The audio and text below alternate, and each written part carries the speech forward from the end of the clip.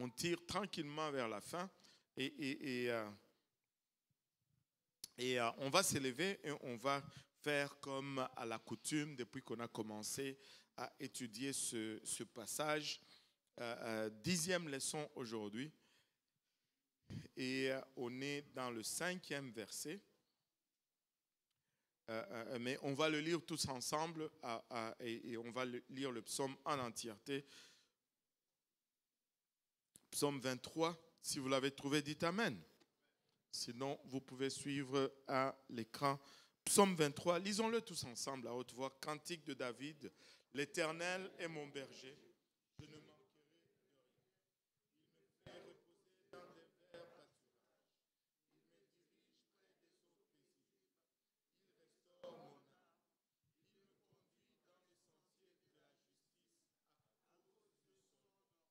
Quand je marche dans la vallée de l'ombre de la mort, je ne crains aucun mal, car tu es avec moi. Ta houlette et ton bâton me rassurent. Tu dresses devant moi une table en face de mes adversaires. Tu inclines ma tête et ma coupe déborde. Oui, le bonheur et la grâce m'accompagneront tous les jours de ma vie, et j'habiterai dans la maison de l'Éternel jusqu'à la fin de mes jours. Alléluia. Merci Seigneur. Père, nous te remercions encore une fois pour ta parole qui est vivante, Papa, qui est tranchante, comme une épée à double tranchant, Seigneur. Nous prions maintenant, alors que nous venons nous soumettre, Papa, à cette parole. Nous réalisons que nous sommes charnels et naturels, Père, et notre chair rejette les choses de l'esprit comme étant folie, et ta parole est justement esprit. Aide-nous maintenant à la saisir, à la transmettre sans crainte, sans favoritisme et sans hésitation. Aide-nous tous ensemble à la recevoir, qu'elle germe en nous, qu'elle produise de fruits et que ce fruit nous conduise dans la vie éternelle. Avec action de grâce dans les cœurs, nous te prions dans le nom de Jésus. Nous disons tous au nom de Jésus. Et vous pouvez vous asseoir. Aujourd'hui, nous allons voir la 10e partie ou la 10e leçon. Et on est au verset 5, tu dresses devant moi une table en face de mes adversaires. Et nous allons parler d'un moment dans la présence de mes ennemis avec les bergers. Amen. Un moment dans la présence de mes ennemis avec les bergers. Est-ce qu'il y a quelqu'un qui a des ennemis ici? Oh, le frère Michael a des ennemis. Oh boy. Ah, il y a des gens qui ont des ennemis. Est-ce qu'il y en a qui n'ont pas d'ennemis du tout? Oh, Vando n'a pas d'ennemis du tout. Mince. J'allais te lancer une courbe, mais bon. J'allais dire, même le diable n'est pas son ennemi, mais bon. Alléluia. Et vous savez, dans notre vie, dans notre marche, à un moment donné, nous avons considéré quelqu'un comme un ennemi parce que nous n'étions pas d'accord sur quelque chose où nous n'avons pas vu une situation de la même façon. Et là, où ils nous ont contrariés et nous nous sommes fâchés, nous n'avons pas voulu leur parler. Et on dit, ah, lui, c'est mon ennemi. Surtout quand on est jeune, on est enfant. Et on a des camps des ennemis et des camps des amis. Et très souvent, on ne sait même pas vraiment ce que cela signifie, mais on dit c'est mon ennemi. Et on est content de le dire des fois, ou même fier de le dire. Mais laissez-moi vous suggérer ici que les adversaires dont on parle dans ce passage ici, là, n'est pas du tout dans le contexte que nous le voyons naturellement. Amen. Parce qu'au fait, nous ne devions pas avoir des ennemis charnels. Un autre être humain ne devrait pas être notre adversaire. Allô? Maintenant, regardons, étudions un peu les moutons ou les brebis. Qui aime manger le mouton ici? C'est bon le mouton. Amen. Alléluia.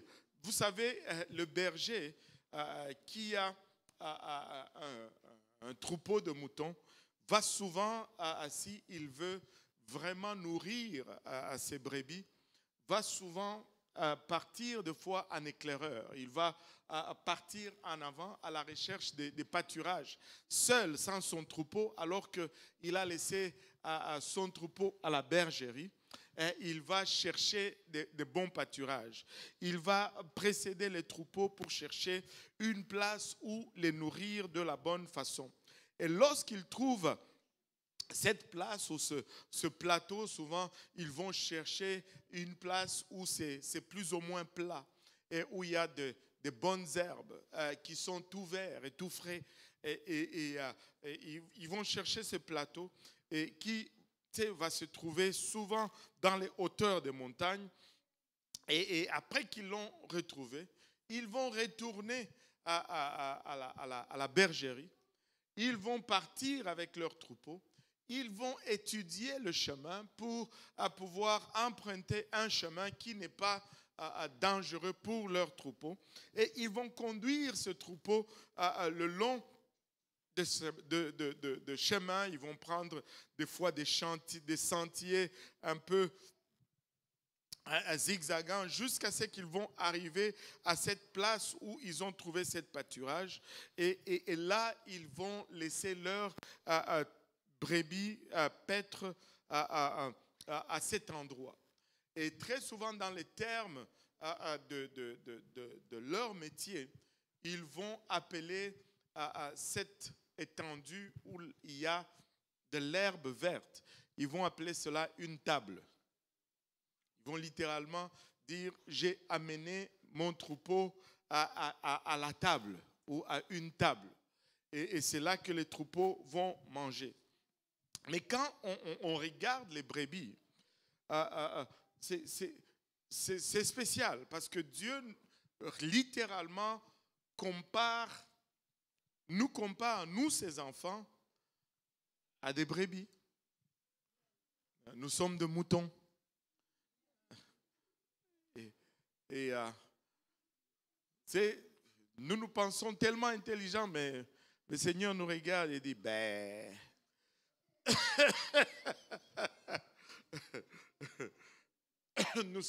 il nous compare à des moutons. Et les brebis ou les moutons sont considérés comme des animaux les moins prônes à se défendre. Ils n'ont pas cet instinct naturel de se défendre.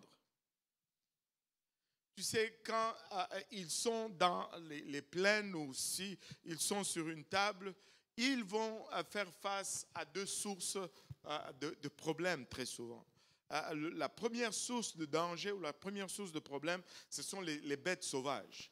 Et les bêtes qui sont le plus craints sont de la famille des lions de montagne, les cougars, parce que ce sont des animaux très rusés, très rapides.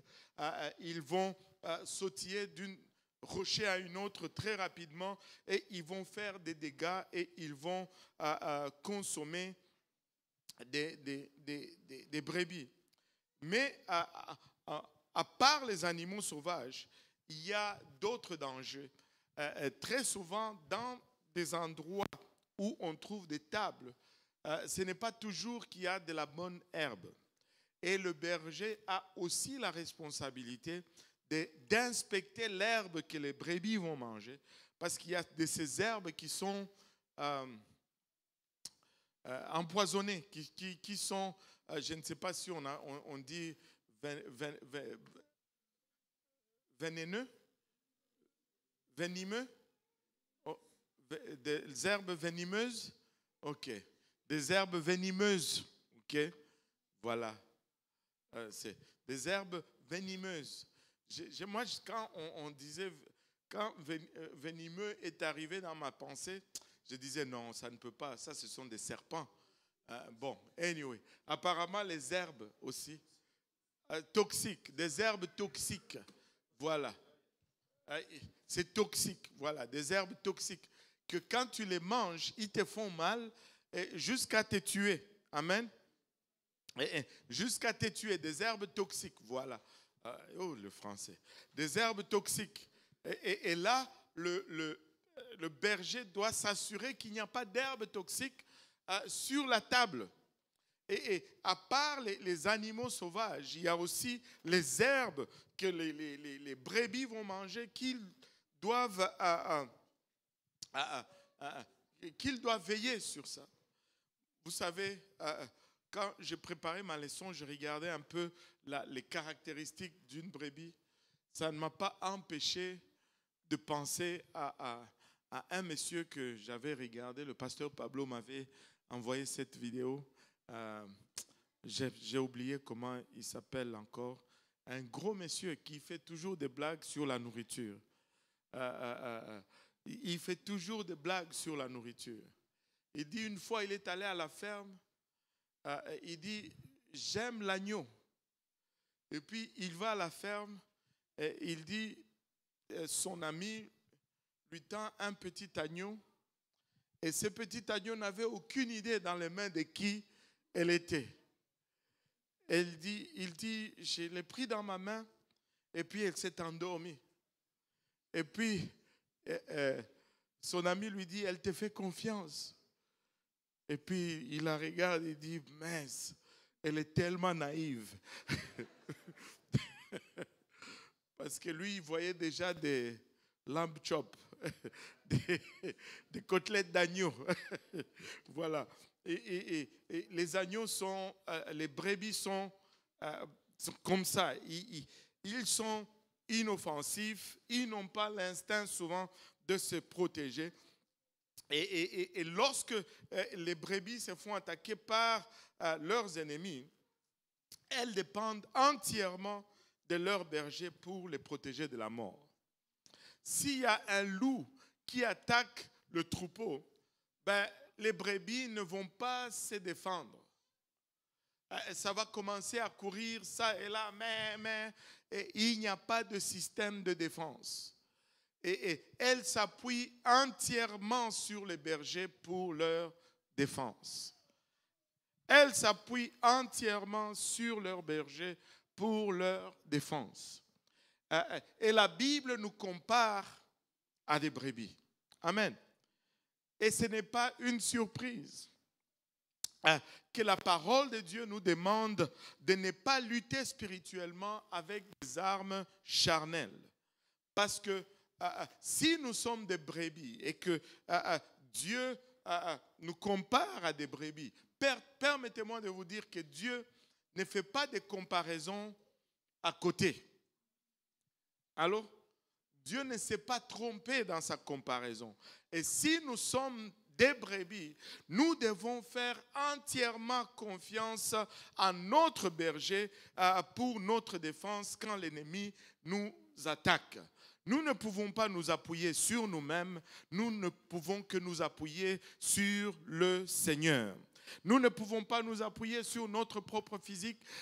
Imaginez-vous un peu une brebis qui se tient devant le lion et qui veut... C'est la fête. Allô? C'est la fête. Notre force ne doit pas être notre physique, mais notre force, c'est nous appuyer entièrement sur le bon berger. Alléluia. Entièrement sur le bon berger. Il y a une raison pourquoi le Seigneur ne nous a pas comparés à une meute de lions. Il y a une raison pourquoi le Seigneur ne nous a pas comparés au lion. L'instinct du lion, c'est de se battre. L'instinct du lion, c'est de rugir. Tu sais, quand le lion est attaqué, il rugit et il ouvre sa bouche. Il fonce et il veut à mordre et griffer. La parole de Dieu ne nous compare pas à des ours. Amen.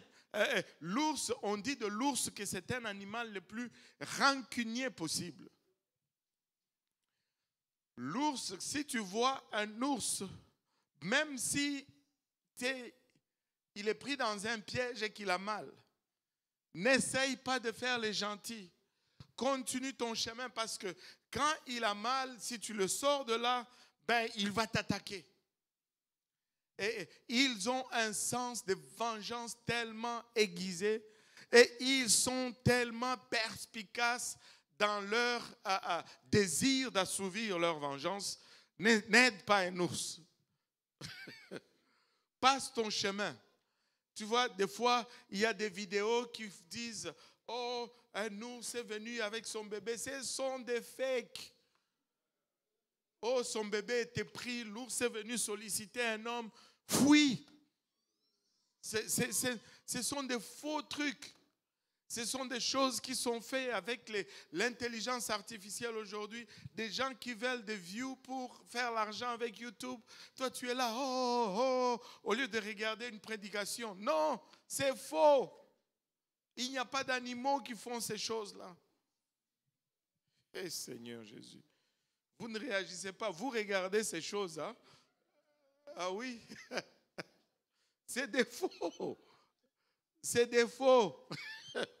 Oh, un tigre, son bébé était pris, il vient, il sollicite le... Tu sais, avez-vous déjà vu quelqu'un qui voit un tigre et qui commence à suivre le tigre? Come on. Réveillez-vous quand même. Hey, Seigneur Jésus. Le Seigneur ne nous compare pas à l'ours parce que son instinct, c'est de se venger, griffer, mordre et dévorer sa proie. Il compare son peuple à un troupeau de brebis qui par instinct font confiance, qui par instinct sont dociles, qui par instinct vont céder cette confiance facilement. Ils vont être totalement dépendants de leur berger pour leurs besoins physiques et pour leur protection contre les bêtes sauvages. Les brebis vont dépendre du berger qui les précède. Ils ne vont pas sortir pour chercher à manger. Ils vont dépendre du berger qui est sorti pour chercher cette table. C'est une brebis qui sort tout seul, elle se perd. Les brebis ne savent pas retourner chez eux. Ils ne savent pas retourner chez eux. Elles dépendent de leur berger qui le précède dans le pâturage pour détruire même les herbes toxiques. C'est quand ils arrivent sur le pâturage, sur la table, ils commencent à manger. C'est la responsabilité du berger de s'assurer que l'herbe est bonne. Il inspecte le lieu avant. Et il dit, ça, vous pouvez manger. Ça, oh non, non, non, non. On doit arracher, ne mangez pas ceci. Et à part de cela, le berger est responsable pour guérir les blessures. S'il y a une brebis qui s'est écorchée le long du voyage, le berger va guérir, va soigner la blessure. Il va traiter les blessures externes, aussi bien que les problèmes internes des brebis. Les bergers soignent constamment les brebis parce que le berger est préoccupé. Il se soucie de brebis. Il aime ses brebis. Regardez à cette promesse dans le livre de Chroniques, 2 Chroniques 20, verset 15. 2 Chroniques 20, verset 15. Et Jachaziel dit, soyez attentifs, tout Juda et habitants de Jérusalem, et toi, roi Josaphat, ainsi vous parle l'Éternel. Ne craignez point et ne vous effrayez point. Devant cette 2 Chroniques 20, 15. 2 Chroniques 20, 15. Alléluia. Ne craignez point et ne vous effrayez point devant cette multitude nombreuse, car ce ne sera pas vous qui combattez, ça sera Dieu. Ça ne sera pas vous qui combattez, ça sera Dieu. Peuple de Dieu, nous devons réaliser que nos combats ne sont pas vraiment nos combats, mais nos combats sont les combats de l'Éternel. Nous devons arriver à cette place et réaliser que s'il nous appelle des brebis, c'est pour une raison quelconque. N'engage pas le combat, tu es une brebis. Tu es une brebis. Crie vers ton berger. Crie vers ton Père. C'est lui qui va venir te défendre. Le combat ne m'appartient pas. Le combat appartient à Dieu. Ouh, Seigneur Jésus. Et des fois, nous allons développer de la dépression même. Parce que nous voulons nous approprier du combat. Des fois, nous allons développer de la frustration. Mais qui t'a dit d'aller te battre? Allô? Des fois, nous allons développer de ressentiment. Tu sais, regardez, très souvent, nous allons être motivés dans nos prières par la peur. Et ces derniers temps, je le dis, et je vais le redire encore, jusqu'à ce que nous arrivons à cette place où nous mettons la crainte à la bonne place. La crainte doit être avec Dieu et avec rien d'autre. Mais quand tu commences à craindre autre chose, cette chose commence à avoir les dessus sur toi. Pourquoi pensez-vous que certains semblent ne jamais être dérangés par les diables et d'autres semblent toujours être dérangés par le diable? Écoutez, ça dépend où tu mets ta crainte. Ça dépend où tu mets ta crainte. J'ai cette ferme assurance que mon Dieu est puissant. J'ai cette ferme assurance que mon Dieu est auprès de moi. Hey, est-ce que je n'ai pas de combat? Oh oui, il y en a, mais je n'en fais pas mes combats.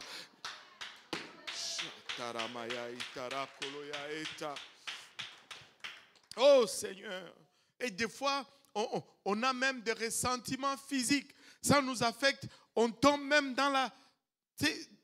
On commence à voir même des ulcères d'estomac. Tellement qu'on est stressé par ce qu'on n'est pas supposé porter.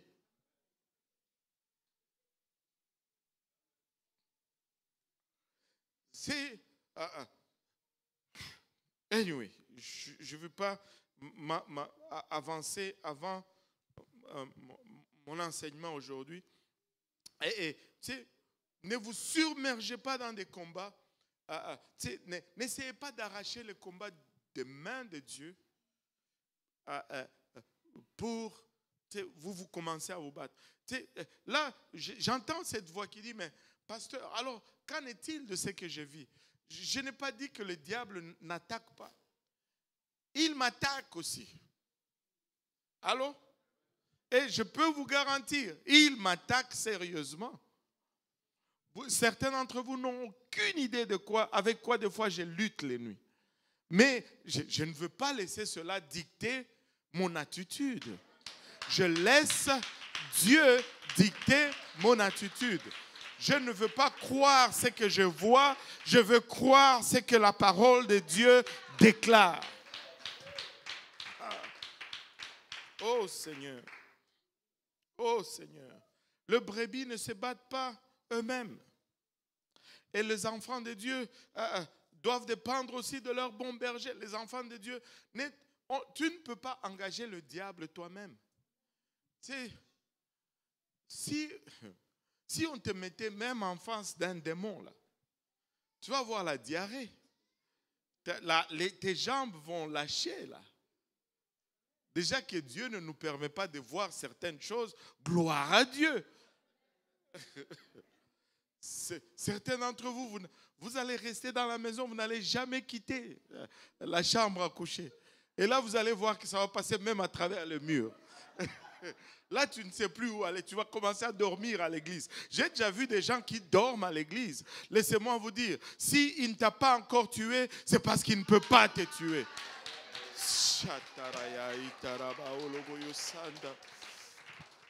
Oh Seigneur Jésus. Alléluia. Alléluia. C'est le bon berger qui combat pour nous. C'est le bon berger qui combat pour nous. Regardez Jean 10, 4. Jean 10, 4 nous dit, lorsqu'il a fait sortir toutes ses propres brebis, il marche devant elles et les brebis suivent parce qu'elles connaissent sa voix.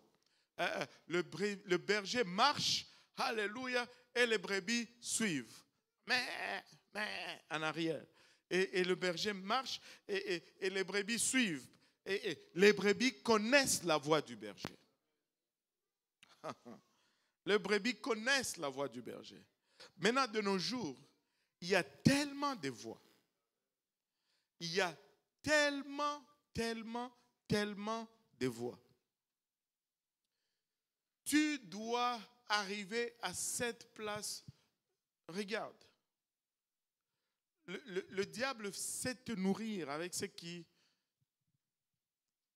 fait ton affaire, en fait. Allô?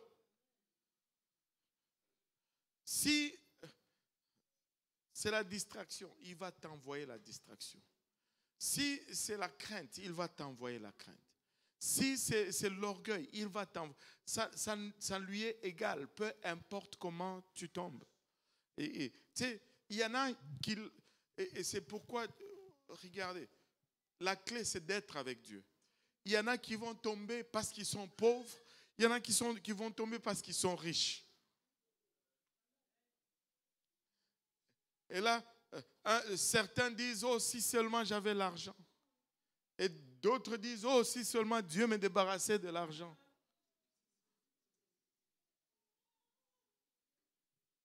Mais ce qu'ils ont en commun, c'est que les deux n'aiment pas Dieu plus que l'argent.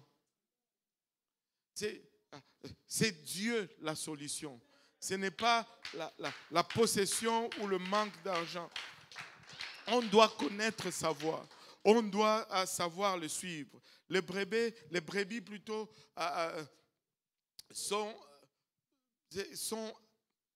quand les brebis sont élevées pour suivre leur berger avec docilité.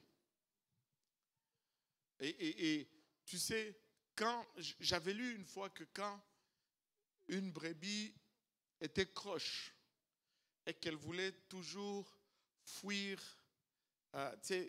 aller sans suivre son maître, pour la permettre de s'habituer, le berger la prenait, parce que si elle faisait très souvent cela, ben, d'autres brebis allaient commencer à la copier. Hey, ça sonne tellement comme l'église quand tu prépares cette leçon, c'est fou. C'est fou. Et Dieu seul sait ce qu'il est en train de nous dire. Amen. Moi, je vais juste faire la leçon. Et quand une brebis commence à trop s'égarer, le berger la note. D'abord, il essaye de la ramener, mais s'il voit qu'elle continue, de peur que d'autres brebis commencent à la suivre, il va la prendre et puis clac, il va lui briser une patte. Il y a quelqu'un qui a déjà lu là-dessus. Il va lui briser littéralement une patte. Clac. Certains, je devais briser des pattes ici, au Seigneur Jésus. Il lui brise la patte et il la bande. Là, elle ne peut plus marcher. Et pendant que le temps de sa guérison, il va la porter tout le temps. Et c'est comme ça, elle s'habitue à être près de son berger. Elle s'habitue à son odeur, elle s'habitue à sa voix, de sorte que quand la patte guérit, ben, elle n'est plus prône à aller errer tout seul. Seigneur Jésus, schlac, brise la patte. Ce n'est pas une mauvaise idée. Alléluia. Et elle devient ainsi docile. Et regardez, dans certaines contrées, c'est quand on regardait en Israël, d'où David était quand il écrivait son psaume, dans certaines contrées, il y avait plusieurs brebis. Et lorsqu'il y avait plusieurs brebis dans la même contrée, les bergers conduisaient leurs troupeaux par des chemins différents. S'il savait que tel berger prenait tel sentier, il allait prendre un autre sentier pour qu'il n'y ait pas de mélange de troupeaux. Oh Seigneur, c'est tellement comme l'église, je vous dis. Oh, pourquoi nous on ne fait pas comme ça? Mais c'est parce que nous on a pris un autre sentier. Nous on est ici. Regardez. Des fois, là, on semble contrôlant. On semble vouloir, laissez-moi vous dire, ces choses qui sont prescrites par Dieu, quand on ne le fait pas comme il demande, ça nous rattrape toujours. On peut penser qu'on est correct, on est au contrôle, mais les principes de Dieu, regardez ceci, l'homme au cœur selon Dieu, il a failli lorsqu'il n'a pas respecté le principe de Dieu.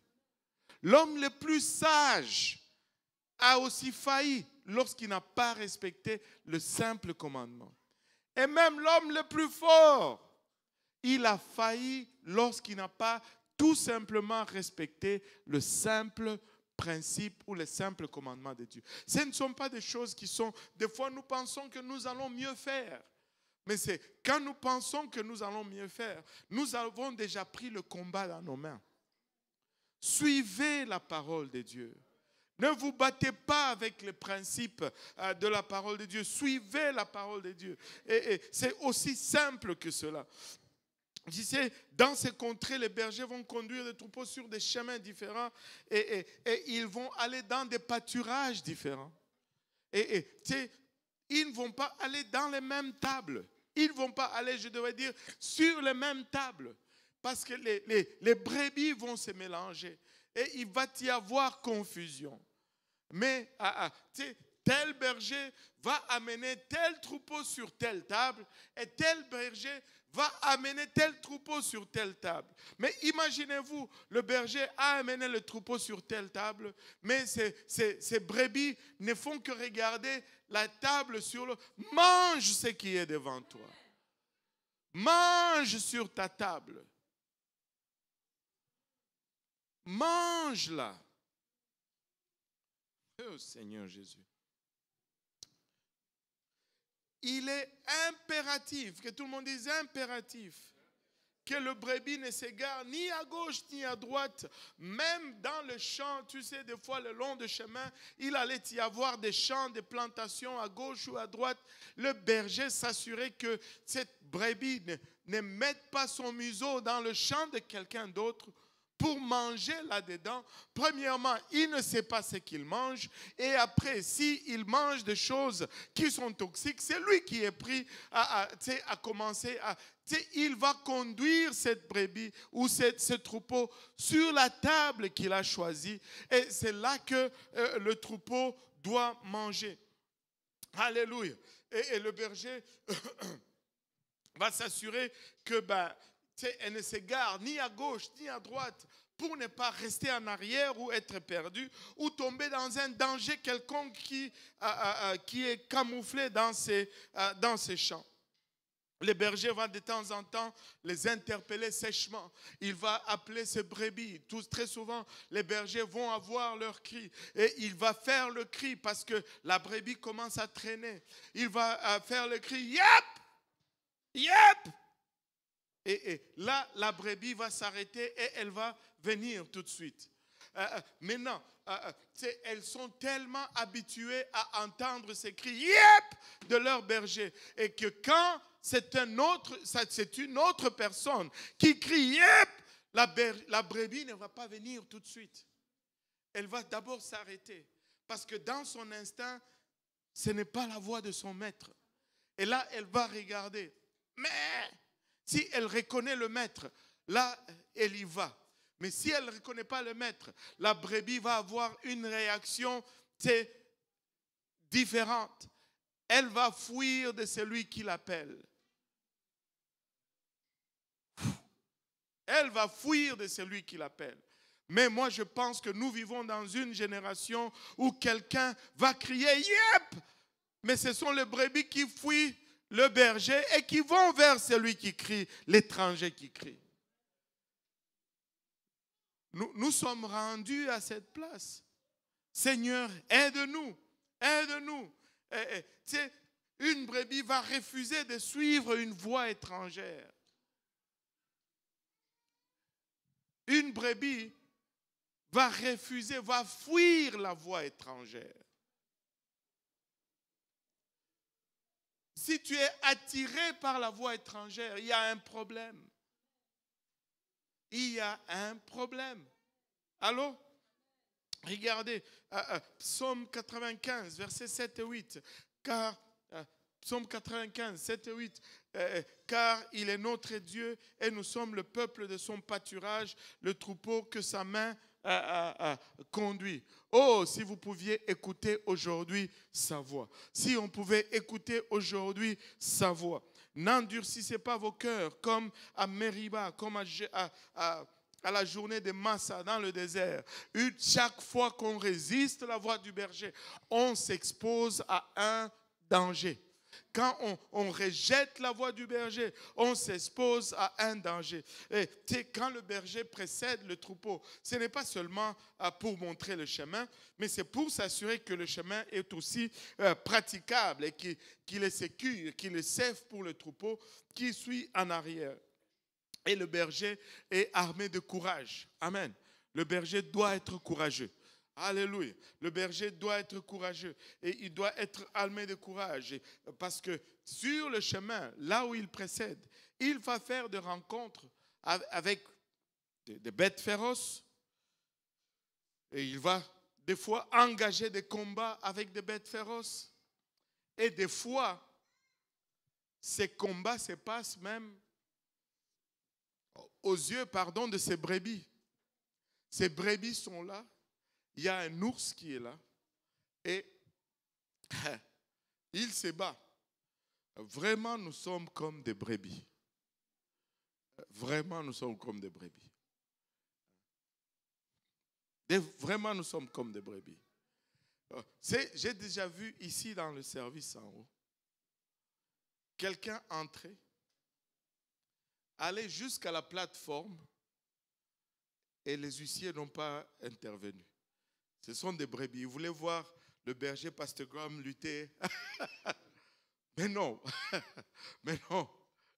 Huissier, s'il y a quelqu'un qui rentre, s'il vous plaît, défendez-moi quand même. Amen. Oh Seigneur Jésus. Donc il n'y a que 2 personnes qui... je suis foutu. Alléluia.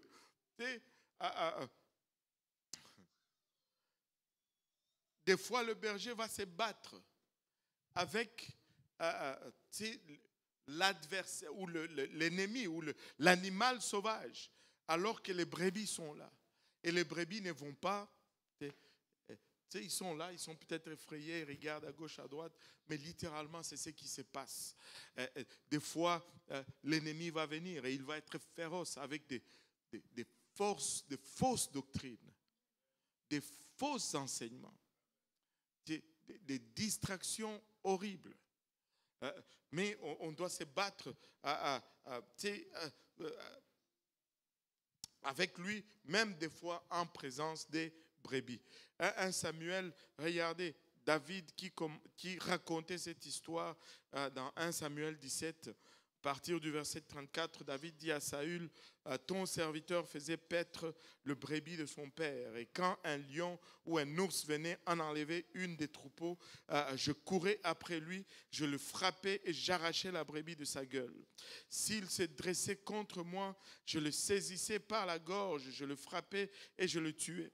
C'est ainsi que ton serviteur a terrassé les lions et l'ours, et il lancera du Philistin et de cet incirconcis comme l'un d'eux, car il a insulté l'armée du Dieu vivant.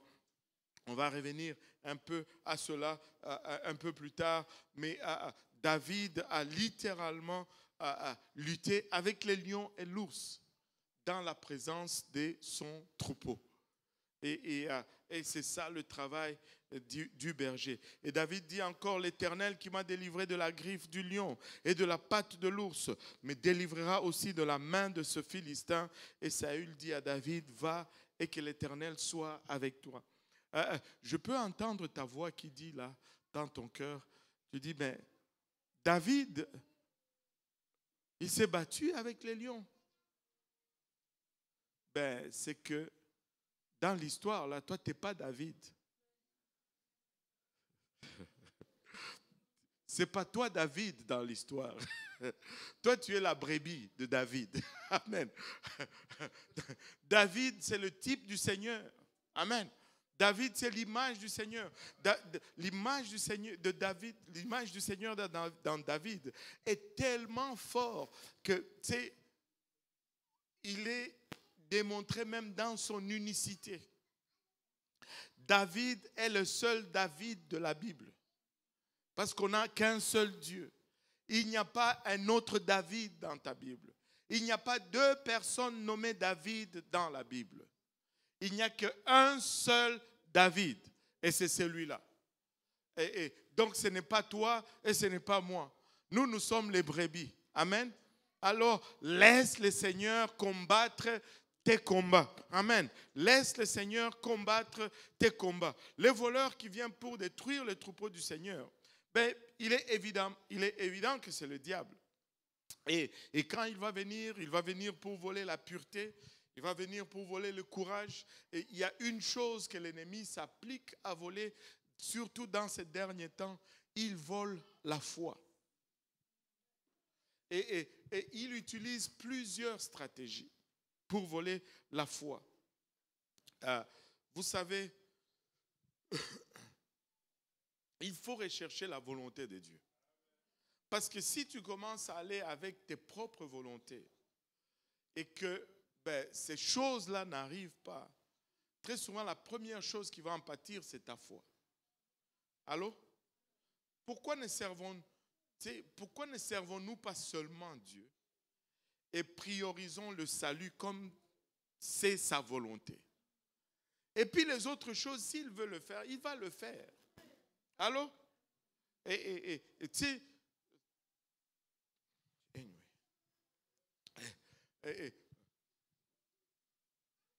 l'ennemi veut voler notre foi. Allô? Il veut voler notre foi. J'étais en train de faire une étude biblique aujourd'hui. Je ne sais pas pourquoi ça me tombe dans la tête, mais je veux vous le partager. Tu sais, on parlait de Salomon et de son fils Rehoboam, et puis Jéroboam qui était son serviteur. Et son fils a rejeté les voies de Dieu. Amen. Rehoboam a rejeté les voies de Dieu. Et la question était, et si il n'avait pas rejeté les voies de Dieu, qu'est-ce qui allait se passer? Parce qu'il y avait déjà un prophète qui avait dit à Jéroboam, alors c'est comme si Rehoboam était condamné à faire le mal. Il dit non, il n'était pas condamné à faire le mal. Et là, et alors la prophétie, on fait de quoi? On fait quoi de cette prophétie? Regardez, laissez-moi vous dire ceci. Une prophétie n'est pas une fatalité. Une prophétie n'est pas une fatalité. C'est rentré dans ma tête tout de suite. Imaginez-vous un peu Ésaïe. Hein? Prenons Ésaïe. Il se lève, il prophétise. Une vierge sera enceinte. Elle enfantera un fils et on lui donnera le nom d'Emmanuel. Wow! Prophète Ésaïe. Mais Ésaïe vit, je ne me rappelle pas combien de temps il a vécu, il meurt, rien n'arrive. 10 ans après, il n'y a pas de vierge qui tombe enceinte. 50 ans après, il n'y a pas de vierge qui tombe enceinte. 100 ans après, il n'y a pas eu de vierges qui sont tombées enceintes. Imaginez-vous un peu ceux qui vivaient à l'époque d'Ésaïe et qui ont entendu cette prophétie. Ils vont dire, c'est un faux prophète. Ça a pris 600 ans avant que cela ne vienne à s'accomplir.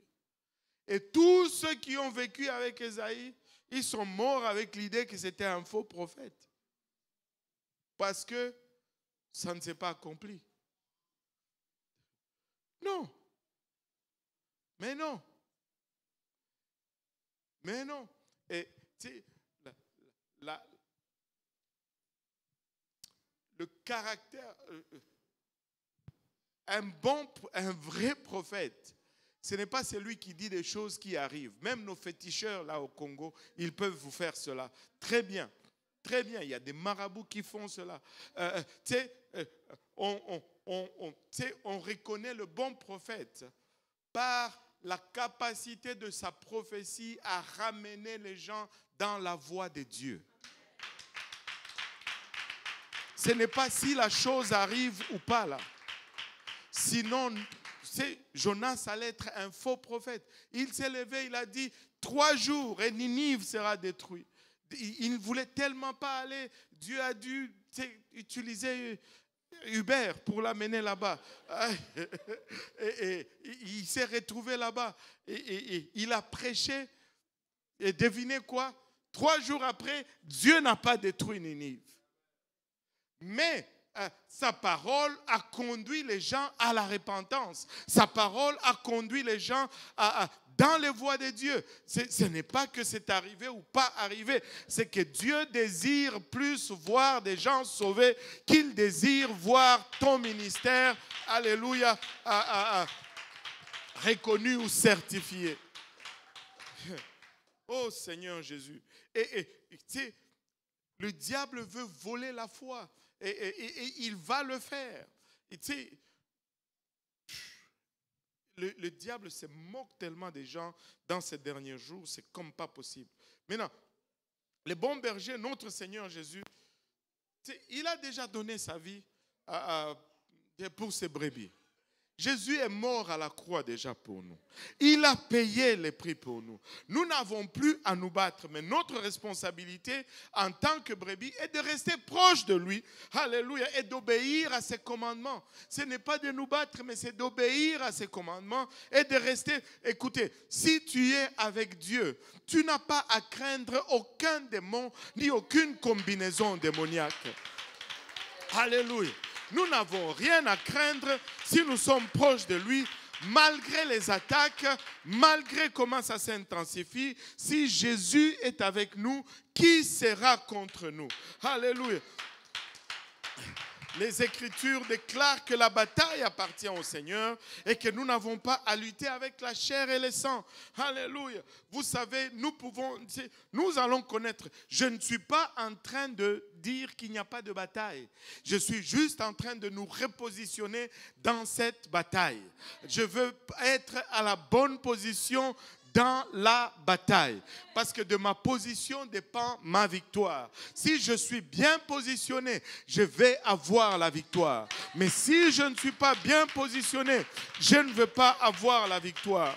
Et cela, peu importe les complaintes, des fois nous allons nous plaindre, nous allons nous inquiéter. Alléluia. Cela ne va rien accomplir. Tu peux t'inquiéter comme tu veux, ça ne va rien changer. Tu peux te plaindre comme tu veux, ça ne va rien changer. Nous sommes appelés à intercéder. Nous sommes appelés à nous sanctifier. Et nous sommes appelés à croire en Dieu. Nous devons intercéder. Nous devons prier. Pas nous battre, mais prier. Nous devons nous sanctifier. Pourquoi tu dis nous devons nous sanctifier? Parce que c'est la sanctification qui amène la présence de Dieu et c'est la sanctification qui garde la présence de Dieu. Mon ami, si tu ne luttes contre la sanctification, tu peux prier comme tu veux, mais Dieu n'habite pas des vases souillés. Et là, tu sais, ces derniers temps, on va revenir à la sanctification à un moment donné. Je suis en train de suivre une étude qui m'a donné toute une autre révélation. Nous luttons beaucoup contre la sanctification. Mais des fois, c'est parce que nous le percevons très mal. Il y a 2 choses des fois que nous confondons. La pureté et la sanctification. Mais nous regardons la pureté et nous disons, c'est la sanctification. Et tu sais, la pureté ne nous sanctifie pas. C'est la présence de Dieu qui nous sanctifie. La pureté est un véhicule pour nous conduire à la sanctification. Mais des fois, parce que tu peux te purifier sans être sanctifié. Laisse-moi te dire, si tu n'as pas le Saint-Esprit, tu ne peux pas être saint. C'est l'Esprit de Dieu qui nous donne la sanctification. Mais la pureté est un véhicule qui nous conduit vers la sanctification. Je me purifie de ces choses, tout comme l'impureté est un véhicule qui nous conduit vers le péché. C'est le même principe. Si tu combats le véhicule, tu ne vas jamais arriver.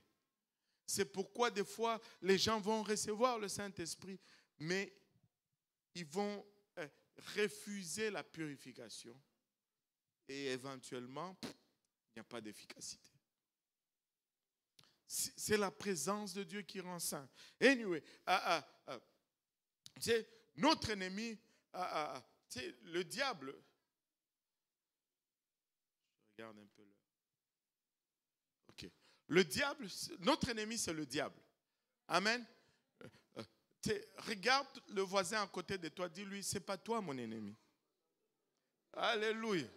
Donc, arrêtez de lutter les uns avec les autres et surtout dans l'église.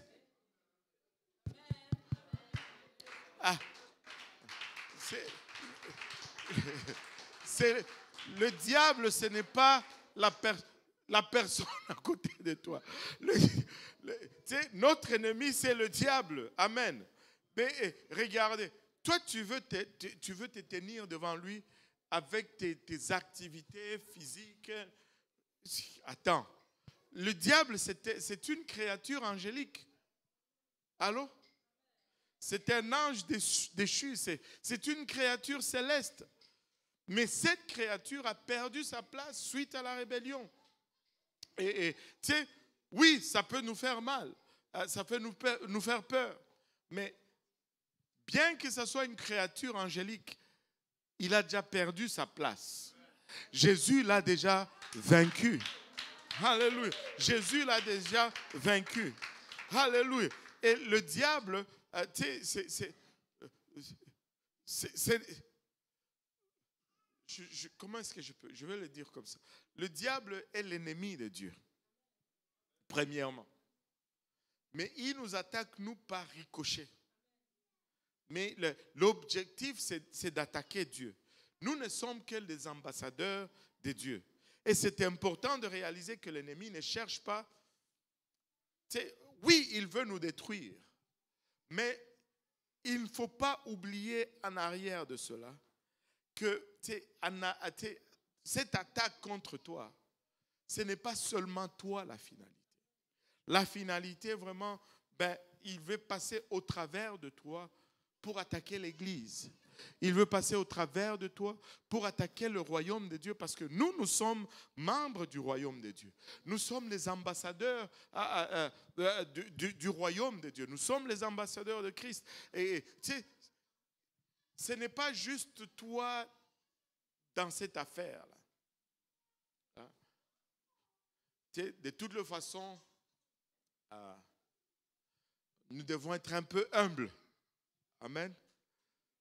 Alléluia. C'est juste moi. Et le diable, en tout cas, il ne va pas juste. C'est pas moi quand même. C'est le royaume en arrière. Moi, je me rappelle, quand je suis arrivé ici, je suis arrivé comme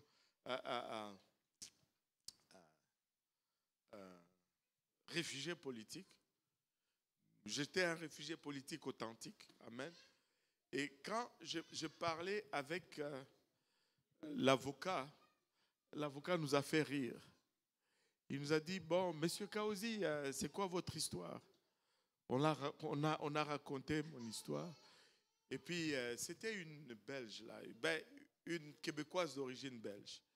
Et où ses parents étaient d'origine belge, je devais dire, parce qu'elle ne connaissait rien de la Belgique. Là, elle dit, ton histoire semble réelle parce que j'en ai déjà entendu d'autres. Elle avait défendu quelqu'un qui disait que, bon, lorsque les militaires sont venus chez lui pour l'arrêter, le président Mobutu lui-même était là et il était en short. Elle dit, franchement, toi, tu étais tellement important que le président lui-même est fait. Regardez. Un peu d'humilité. Amen. Oui, on sait que les diables nous attaquent, mais ce n'est pas que... il y a le royaume en arrière. Amen. Et quand on met cela en perspective, on peut même mieux se tenir par rapport à ces attaques. Allô? Alléluia. Et regardez, le diable, c'est vraiment une créature céleste. Ésaïe 14, versets 12 à 17. Ésaïe 14, verset 12 à 17 nous dit: te voilà tombé du ciel, l'astre brillant, fils de l'aurore. Tu es abattu à terre, toi, le vainqueur des nations. Tu disais en ton cœur: je monterai au ciel, j'élèverai mon trône au-dessus des étoiles de Dieu. Je m'assierai sur la montagne de l'assemblée, à l'extrémité du septentrion. Je monterai sur le sommet des nues, je serai semblable au Très-Haut. Mais tu as été précipité dans le séjour de mort, dans les profondeurs de la fosse. Ceux qui te voient fixent sur toi leur regard, ils te considèrent attentivement.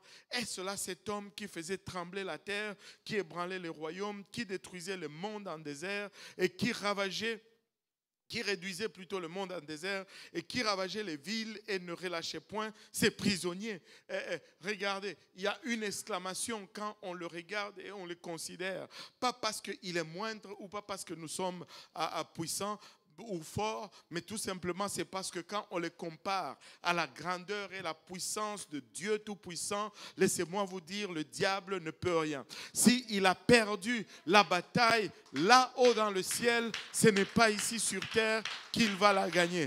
Mais c'est à nous, alléluia, de prendre le même vainqueur, celui qui l'a vaincu dans le ciel. Alléluia, il est disponible aujourd'hui pour le confronter ici sur terre et il va le précipiter d'ici sur terre dans une fosse. Il est tombé du ciel sur la terre, mais il va le précipiter dans une fosse. Alléluia. Et c'est important de réaliser que l'ennemi ne cherche pas tout simplement nous, mais il est après le royaume. Mais au travers de nous, il veut détruire le royaume. Cette guerre est entre le Seigneur et le diable. Nous sommes les ambassadeurs, nous faisons partie du royaume, mais celui qui est aux commandes, c'est le Seigneur Tout-Puissant, c'est le capitaine qui ne connaît pas de défaite. Il est là, alléluia, pour se battre à ta place. Il est là pour se battre à ta place. Il dresse une table en face de tes adversaires. Alléluia. Il dresse une table littéralement devant tes adversaires. Regardez Romains 14, 17. Car le royaume de Dieu, ce n'est pas le manger et le boire, mais la justice, la paix, la joie par le Saint-Esprit. Le royaume de Dieu, ce n'est pas le manger ni le boire. Le royaume de Dieu, ce ne sont pas les choses visibles. Le royaume de Dieu, ce ne sont pas les choses naturelles. C'est la justice, la paix et la joie. Comment? Par le Saint-Esprit. Et regardez un peu comment il le donne. Il le donne dans la séquence, même dans l'ordre que cela doit arriver. Peuple de Dieu, nous devons aspirer à la justice. Nous devons aspirer à la justice. Je vais être prudent un peu en disant ceci. Je sais que ça peut me causer des troubles, mais je vais le dire quand même. Nous ne sommes pas appelés à... Nous sommes appelés à aspirer à la justice, mais nous sommes appelés à exercer la grâce. Allô? Parce que si tu veux exercer la justice, tu vas être frustré comme pas possible dans cette vie. Et si cette justice était exercée vis-à-vis de toi, ben, tu ne serais pas là et moi je ne serais pas là non plus. Allô? Qui est récipiendaire de la grâce? Qui est arrivé ici par la justice? Mais non, personne. Alors, exerçons la grâce et la miséricorde, mais aspirons à la justice. C'est-à-dire, soyons justes. N'imposons pas aux autres la justice, mais agissons dans la justice. Et soyons justes et montrons la miséricorde et la grâce. Soyons justes dans nos actions, mais montrons la miséricorde et la grâce. Et quand nous pratiquons la justice, il y a la paix qui vient avec. Avez-vous déjà... Moi, je suis déjà passé par là. À un moment donné, quand j'étais étudiant seul et en amour, j'avais beaucoup de dettes. Surtout les téléphones. Comment vous riez de moi comme ça là? Parce que mon épouse à l'époque habitait New York. Et moi, j'habitais ici. Et en ce temps-là, il n'y avait pas WhatsApp. Il n'y avait pas FaceTime. Tout passait par le téléphone payant. Je vous promets, une fois, j'étais arrivé à $1000 de prix de téléphone. La sœur Gisèle se tient la tête. Mais c'est ça. Mais en ce temps-là, ce n'était pas la paix. Parce que je ne pratiquais pas la justice. Je ne payais pas toutes mes dettes comme il faut. Quand le téléphone sonnait, avant de répondre, tu te demandais, mais c'est qui encore? Est-ce que j'ai demandé à quelqu'un de m'appeler? À ce temps-là, il n'y avait même pas d'afficheur. Ah, je vous dis, merci Seigneur pour l'invention de l'afficheur. Aïe, aïe. Maintenant, on peut voir qu'à l'époque, il n'y avait pas ça. Quand ça t'appelait certaines heures, tu disais, ah, l'estomac commençait à faire mal. Parce que tu ne vivais pas dans la justice. Mais quand tu payes tes factures, tu règles tes comptes, tu vis dans la justice, le téléphone sonne, oui, allô? Tu as la paix. La justice va produire la paix. Tu ne dois à personne parce que tu marches juste. Hein? Tu sors, tu n'es pas tout le temps en train de regarder en arrière. La justice va produire la paix. Et quand tu as la justice et que la justice produit la paix, oh, je te dis, la joie. Tu sais, tu n'as pas mangé, mais c'est là, ça bouillonne à l'intérieur de toi. Tu sais, tout va bien. Tu sais, ça ne prend pas grand-chose pour que tu ris. Ça ne prend pas grand-chose pour que tu te réjouisses. Des fois, il n'y a rien, mais tu commences à rire. Est-ce que ça vous est déjà arrivé? Peut-être que je ne suis pas normal, mais des fois, tu es juste là, tu dis, bon, tu commences juste à rire. On te dit, mais tu es fou. Non, je ne suis pas fou, je suis sauvé. C'est ça l'affaire. Alléluia. Wouh, Seigneur Jésus. Alléluia. Jean 18, 36. Oh, je dois faire vite. Jean 18, 36. Mon royaume n'est pas de ce monde, répondit Jésus. Si mon royaume était de ce monde, mes serviteurs auraient combattu pour moi afin que je ne fusse pas livré aux Juifs. Mais maintenant, mon royaume n'est point d'ici-bas. Et nous faisons partie du royaume de Dieu, mais nous sommes ici-bas. Mais il dit que son royaume n'est pas d'ici. Ce qui fait de nous des agents d'un autre royaume dans un royaume étranger. Donc, nous sommes des ambassadeurs. Certains d'entre vous vivez tellement en dessous des privilèges. La table est dressée. Venez et mangez. Mettez votre confiance dans le berger. C'est lui qui va chasser, alléluia, les loups qui attaquent. C'est lui qui va chasser l'ours. C'est lui qui va chasser le lion. C'est lui qui va s'assurer qu'il n'y a pas des herbes toxiques sur la table. La table est dressée. Mais nous vivons tellement en dessous de nos privilèges. Vous savez,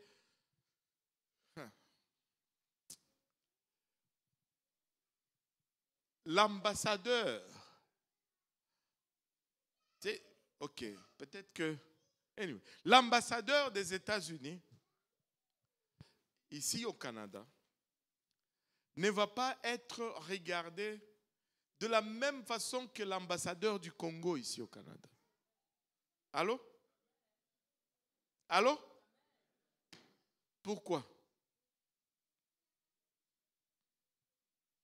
Ce sont tous des ambassadeurs. Ils doivent tous jouir de trucs diplomatiques. Parce que l'ambassadeur des États-Unis a un royaume puissant en arrière de lui. Et il va être traité selon la puissance ou l'autorité de son royaume. Je me rappelle, j'ai parlé avec... c'était des Libanais qui on parlait à l'époque où c'était Stephen Harper. Est-ce que c'était Stephen Harper qui était, je ne me rappelle même plus. Il y avait des problèmes au Liban et il fallait sortir les gens de là-bas. Et là, il se disait, ah non, si tu es à l'extérieur, là, si tu es à l'étranger, il faut que tu sois américain. Parce que si tu es américain, on vient te chercher. Mais nous, on ne vient pas toujours nous chercher. Oh, les Canadiens, vous êtes offensés. Écoutez, c'est la réalité. Amen. Ils sont puissants. Ne soyez pas jaloux. Ils sont puissants et ils ne laissent pas tomber les leurs. Mais notre royaume est bien plus puissant que cela. Notre royaume a bien plus de ressources que... Mais soyons à la hauteur. Vivons à la hauteur. On les déteste partout, les Américains. Quand ils sont à l'étranger, oh, ce sont des Américains. Parce qu'ils ont un backup. Alléluia. Ils ont des F-16, des F-32, des F-36, des B-52. Et regardez, nous avons plus que des B-52. Nous pouvons marcher avec assurance, peuple de Dieu. Ne vivez pas. Vous êtes des ambassadeurs de Christ. Il dresse une table en face de nos adversaires. Alléluia. Et regardez un peu Éphésiens. Éphésiens nous parle de l'armure avec laquelle nous devons combattre. Alléluia. Il nous montre comment combattre. Il dit, au reste frères, Éphésiens 6, verset 10. Au reste frères, plutôt, fortifiez-vous dans le Seigneur et par sa force toute puissante. Fortifiez-vous non par vous-même, fortifiez-vous non par votre énergie, fortifiez-vous non par votre enthousiasme, mais fortifiez-vous dans le Seigneur et par sa force toute puissante. Je peux m'asseoir sur cette table et manger, alléluia, mon repas tranquillement. Revêtez-vous de toutes les armes de Dieu afin de pouvoir tenir ferme contre les ruses du diable. Oh, le cougar, les léopards, ce sont des animaux rusés. Mais si nous revêtons toute l'armure de Dieu, nous allons pouvoir tenir contre toutes les ruses du diable. Oh Seigneur, il nous dit car nous n'avons pas à lutter contre la chair et le sang, mais contre les dominations, contre les autorités, contre le prince de ce monde des ténèbres, contre les esprits méchants dans les lieux célestes. Ton ennemi, ce n'est pas ton frère. Ton ennemi, ce n'est pas ta sœur. Ton ennemi, c'est l'esprit en arrière. Ton ennemi, alléluia, n'est pas charnel. Ton ennemi est spirituel. Alléluia. Il dit, c'est pourquoi prenez donc toutes les armes de Dieu afin de pouvoir résister dans les mauvais jours et tenir ferme après avoir tout surmonté. Tenez donc ferme. Ayez à vos pieds la vérité pour ceinture. Revêtez la cuirasse de la justice. Mettez pour chaussures à vos pieds les ailes que donne l'évangile de paix. Prenez par-dessus tout cela le bouclier de la foi avec lequel vous pourrez éteindre tous les traits enflammés du malin. Prenez aussi le casque du salut et l'épée de l'esprit qui est la parole de Dieu. Oh, vous savez, quand David est allé pour lutter contre Goliath, Saül lui a donné une armure qui était physique, une armure qui avait toutes les victoires de Saül. Avec cette armure, Saül a vaincu les Philistins. Avec cette armure, Saül a vaincu les ennemis d'Israël. Et il y avait une historique dans cette armure. Il y avait des victoires inscrites dans cette armure. Mais David n'a pas voulu, alléluia, combattre cet ennemi en s'appuyant sur les victoires passées de la chair. Alléluia. David s'est appuyé sur, alléluia, l'Éternel. Il a dit littéralement, qu'est-ce que cet incirconcis a défié comme ça l'armée de l'Éternel? Il n'a pas fait de cette bataille sa bataille. Il a compris que c'était une bataille entre Dieu et l'ennemi du peuple de Dieu. Il ne pouvait pas s'appuyer sur ce qui était physique. Alléluia, pour vaincre l'ennemi. Mais il s'est appuyé sur l'armure de Dieu.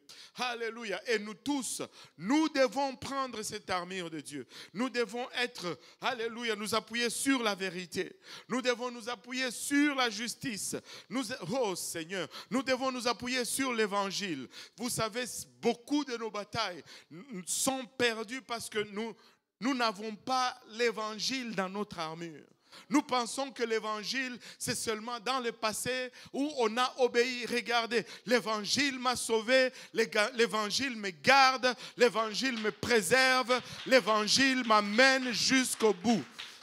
L'évangile m'amène jusqu'au bout. Il n'y a rien d'aussi puissant que l'évangile. Il n'y a rien d'aussi puissant que savoir que je suis sauvé. Il n'y a rien d'aussi puissant que de réaliser que j'ai été placé en Christ et que Christ a été placé en moi. C'est ça la puissance de l'évangile.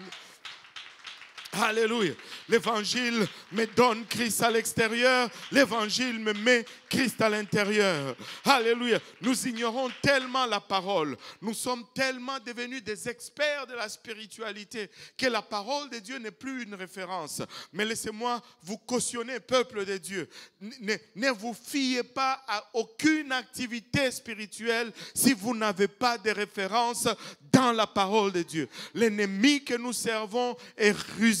Et l'ennemi que nous servons est manipulateur. La parole de Dieu doit être notre référence. Aujourd'hui, il y a des pratiques qui n'ont rien à voir avec la parole de Dieu. Cure d'âme. Où est-ce que tu as vu cure d'âme dans la parole de Dieu? Ce n'est pas biblique, c'est occulte.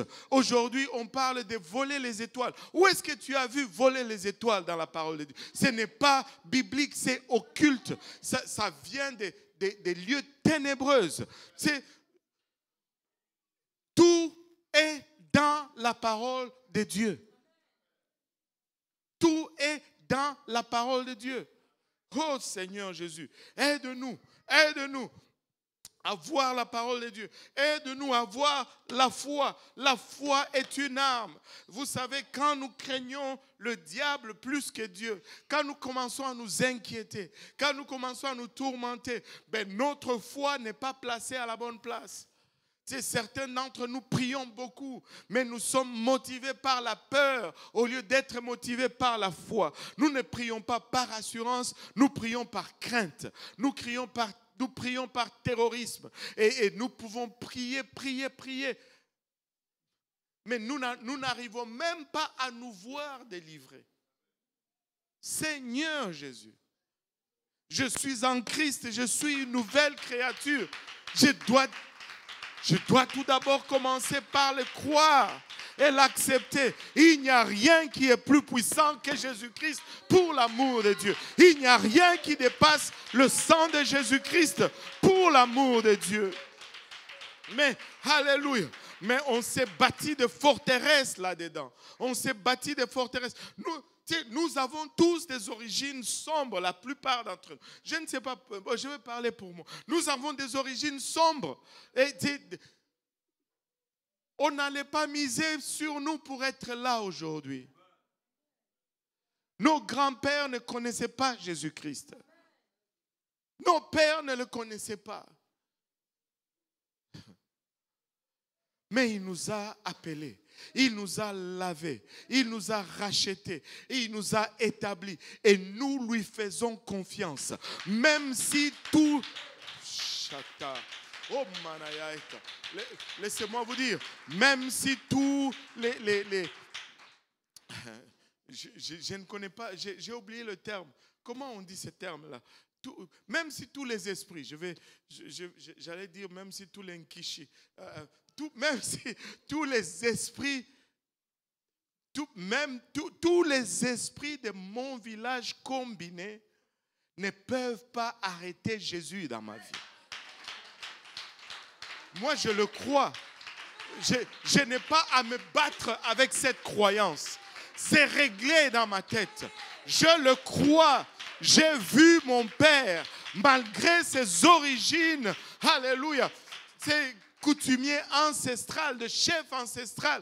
Dieu l'a rempli du Saint-Esprit il y a 80 ans pour l'amour de Dieu. Il a brisé tous ses liens, ses héritages. Et Seigneur Jésus, croyons dans ce que nous avons. Croyons dans ce que nous pouvons nous asseoir à cette table avec assurance, ayant la crainte d'une seule chose, d'une seule entité, et c'est Dieu seul que nous craignons. C'est Dieu seul que nous craignons. C'est Dieu seul que nous craignons. On va marcher avec assurance. Oh Jésus, oh Jésus, alléluia. Oh Jésus, le casque du salut.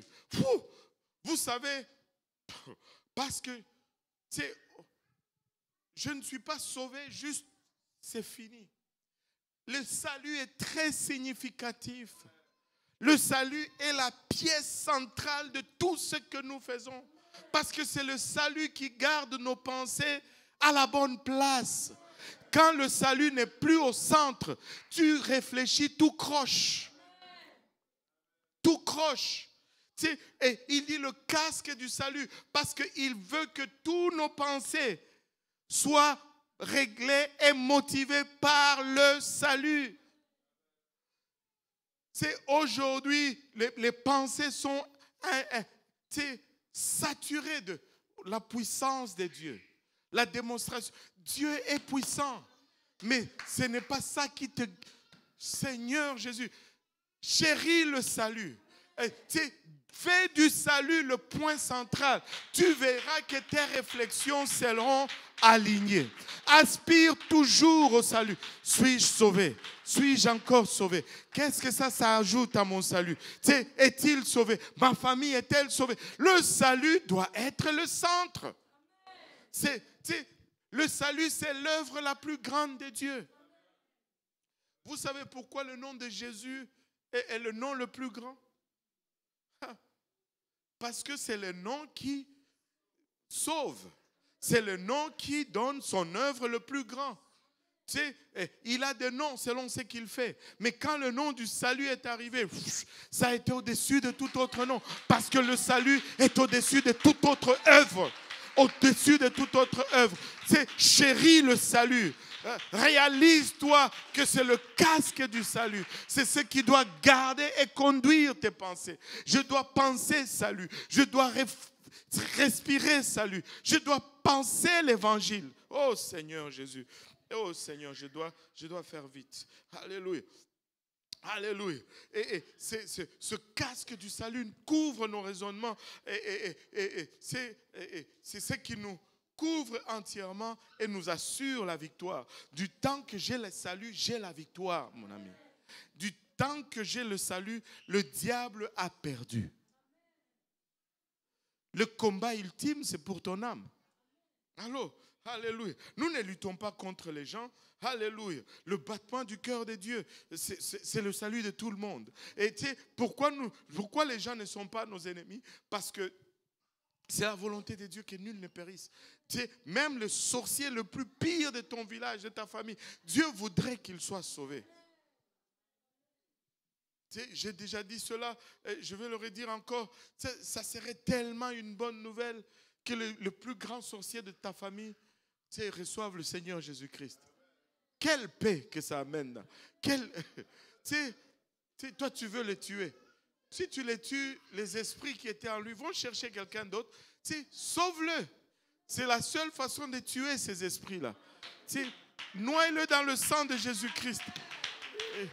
Noie-le dans le sang de Jésus. C'est la volonté de Dieu que nul ne périsse, mais que tous parviennent au salut. Dieu ordonne, alléluia,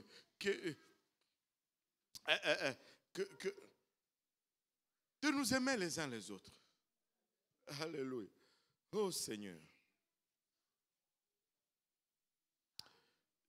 Nous devons nous aimer les uns les autres. Bon, lisons.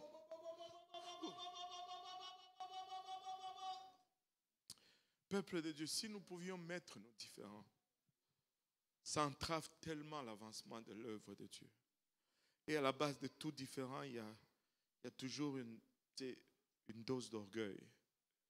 Mais si nous pouvons mettre nos orgueils de côté, De toute façon, nous étions tous pareillement perdus lorsque Dieu nous a sauvés. Qui sommes-nous pour revendiquer quoi que ce soit aujourd'hui? Servons-le juste. Personne n'est parfait. Mais les manipulations de l'ennemi peuvent nous mettre hors de la trajectoire de notre victoire. Et réalise que ce n'est pas seulement toi qui es visé, mais c'est le royaume de Dieu en arrière de toi qui est visé. C'est le royaume qui est visé. Si tu réalises que c'est le royaume qui est visé, tu peux mieux encaisser ce coup.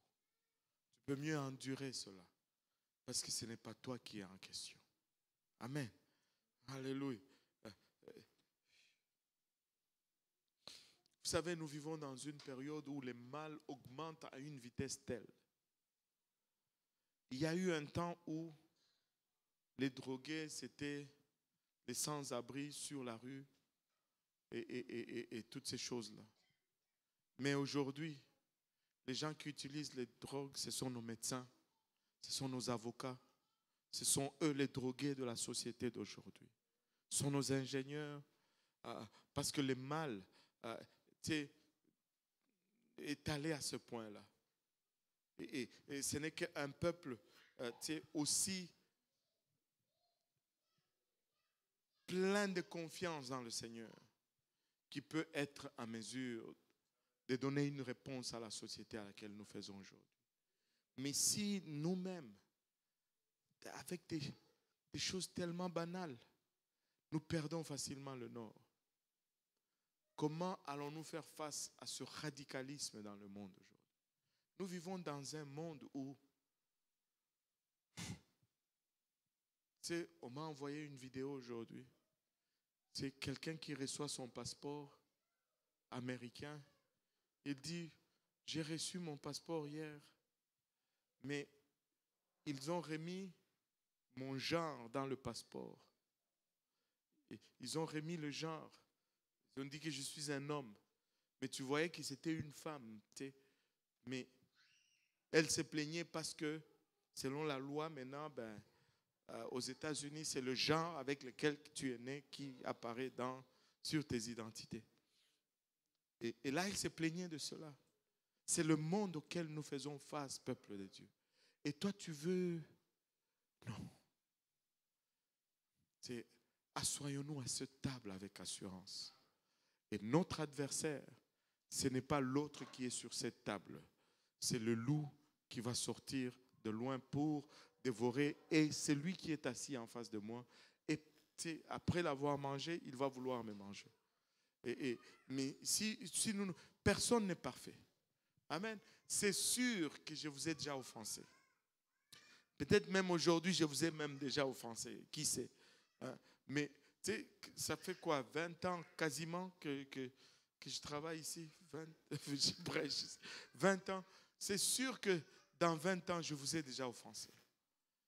Mais tu peux dormir en paix parce que dans 20 ans, tu m'as sûrement déjà offensé aussi.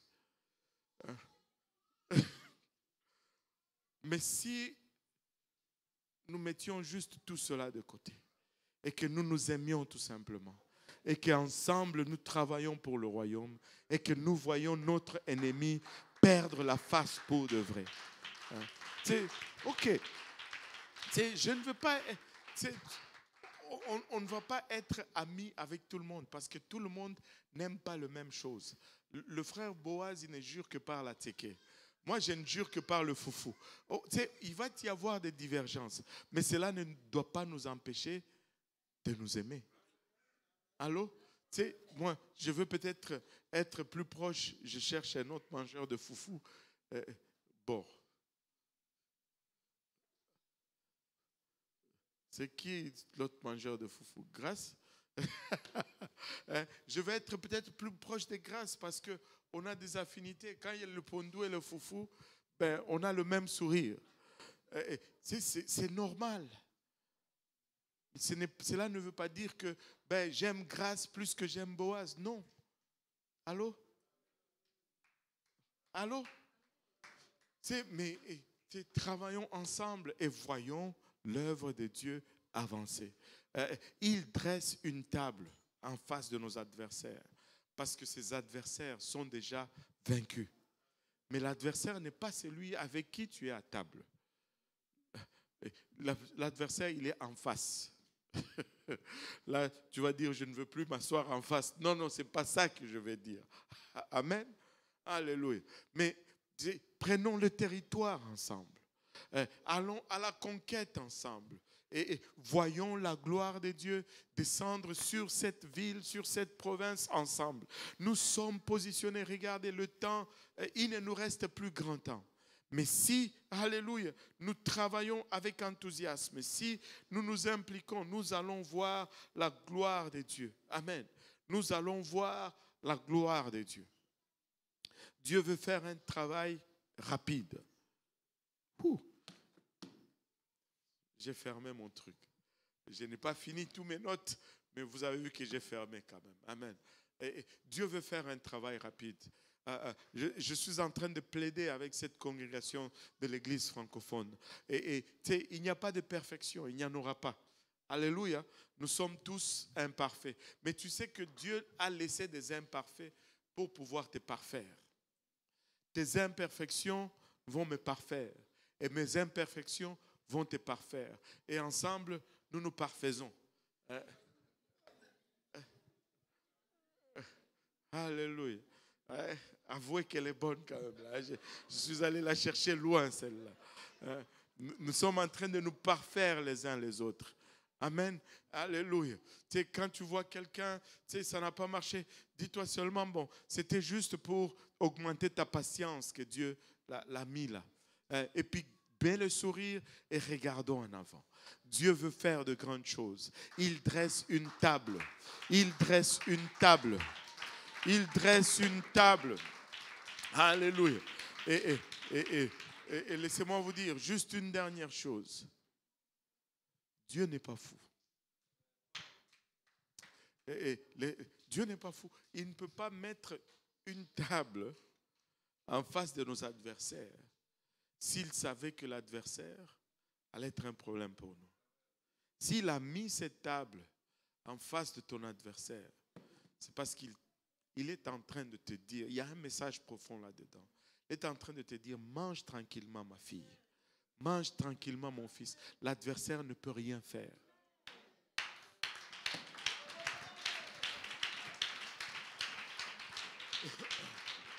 Alléluia. Et si on se levait tous ensemble?